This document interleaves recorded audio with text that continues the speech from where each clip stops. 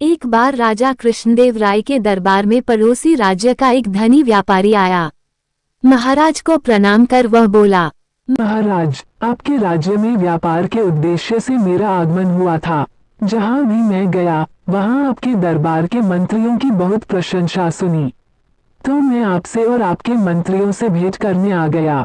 आपने ठीक सुना है, हमारे मंत्री कर्मठ और बुद्धिमान हैं। महाराज, आप आज्ञा दें तो मैं आपके मंत्रियों की एक छोटी सी परीक्षा लेना चाहता हूँ। जब महाराज ने आज्ञा दे दी तब व्यापारी ने अपने थैले में से 3 गुड़ियां निकाली जो दिखने में एक जैसी थीं। उन्हें महाराज को देते हुए वह बोला, महाराज, ये तीनों गुड़ियां दिखने में एक जैसे हैं, लेकिन इन सब में एक एक अंतर है। आपके मंत्रियों को वही अंतर पता लगाना है। मैं 30 दिनों के उपरांत पुनः दरबार में उपस्थित होऊंगा। आशा है तब तक आपके मंत्रीगण इसका उत्तर ढूंढ लेंगे। इतना कहकर वह चला गया।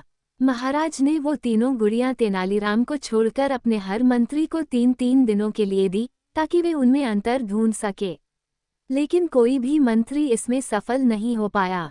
महाराज ने स्वयं भी उन गुड़ियों में अंतर ढूंढने का प्रयास किया, लेकिन वे भी सफल न हो सके। ऐसे में उन्हें चिंता सताने लगी कि यदि व्यापारी वापस आया और उसे पता लगा कि हमारा कोई भी मंत्री उसके प्रश्न का उत्तर नहीं ढूंढ पाया है, तो ये राज्य के मंत्रियों के साथ साथ पूरे राज्य के लिए लज्जा की बात होगी। व्यापारी के आने में मात्र 3 दिन ही शेष रह गए थे। अब महाराज के पास अपने सबसे विश्वासपात्र तेनालीराम को बुलाने के अलावा कोई चारा शेष न था। उन्होंने तेनालीराम को बुलाया और उसे वह तीनों गुड़ियां देते हुए बोले, तेनालीराम, हमें लगा था कि व्यापारी की दी हुई इन 3 गुड़ियों में अंतर हमारे दरबार के मंत्री ही ढूंढ लेंगे, लेकिन ऐसा हो न सका। हम भी इसमें सफल न हो सके। अब तुम ही हमारी आखिरी आशा हो। हमें तुम पर पूर्ण विश्वास है कि तुम राज्य के सम्मान की रक्षा करोगे।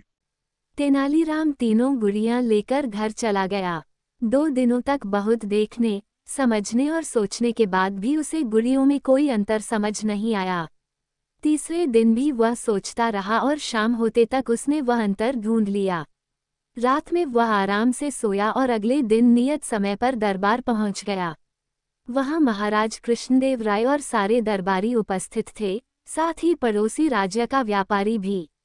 महाराज बोले, तेनालीराम, व्यापारी महाशय को तीनों गुड़ियों का अंतर बताओ।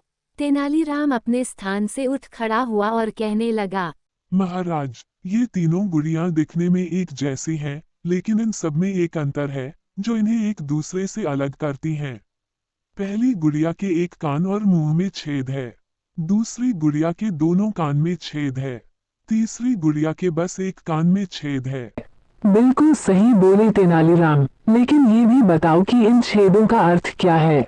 तेनालीराम ने सेवक से कहकर 3 पतले तार मंगवाए। पहला तार पहली गुड़िया के कान के छेद में डाला, वह मुंह के छेद से बाहर आ गया। सबको ये दिखाते हुए तेनालीराम बोला, ये पहली गुड़िया जिसके एक कान और मुंह में छेद है, ऐसे व्यक्ति को दर्शाती है जिसे कोई गुप्त बात बताने पर वो उसे गुप्त न रखकर दूसरों को बता देता है। ऐसे व्यक्ति पर विश्वास नहीं किया जा सकता। फिर उसने दूसरी गुड़िया के कान के छेद में तार डाला, वह तार दूसरे कान के छेद से बाहर निकल आया।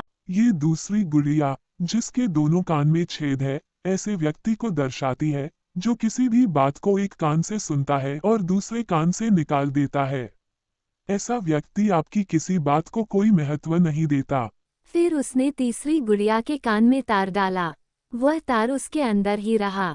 ये दिखाकर तेनालीराम बोला, ये तीसरी गुड़िया ऐसे व्यक्ति को दर्शाती है जो किसी भी गुप्त बात को अपने हृदय में छुपाकर रखता है। ऐसे व्यक्ति पर पूर्ण विश्वास किया जा सकता है। तेनालीराम का उत्तर सुनकर महाराज और व्यापारी प्रसन्न हो गए। उन्होंने उसकी बुद्धिमानी की दिल खोलकर प्रशंसा की और पुरस्कार भी दिए। महाराज, मैंने आपको इन 3 गुड़ियों के चरित्र का एक अन्य वर्णन भी बताता हूँ। पहली गुड़िया ऐसे व्यक्ति को दर्शाती है जो स्वयं ज्ञान प्राप्त कर वह ज्ञान दूसरों में बांटता है। दूसरी गुड़िया ऐसे व्यक्ति को दर्शाती है जो ज्ञान की बात भी कभी ध्यान से नहीं सुनता। तीसरी गुड़िया ऐसे व्यक्ति को दर्शाती है जो स्वयं तो ज्ञान प्राप्त कर लेता है, लेकिन वह ज्ञान अपने भीतर ही छुपाकर रखता है और कभी दूसरों को नहीं बताता। ये वर्णन सुनकर व्यापारी कहता है, तेनालीराम, तुम्हारे बारे में जितना सुना था तुम उससे भी कहीं अधिक बुद्धिमान हो। व्यापारी महाराज कृष्णदेव राय से विदा लेकर चला जाता है। इस तरह तेनालीराम के कारण राज्य का सम्मान व्यापारी के सामने बच जाता है।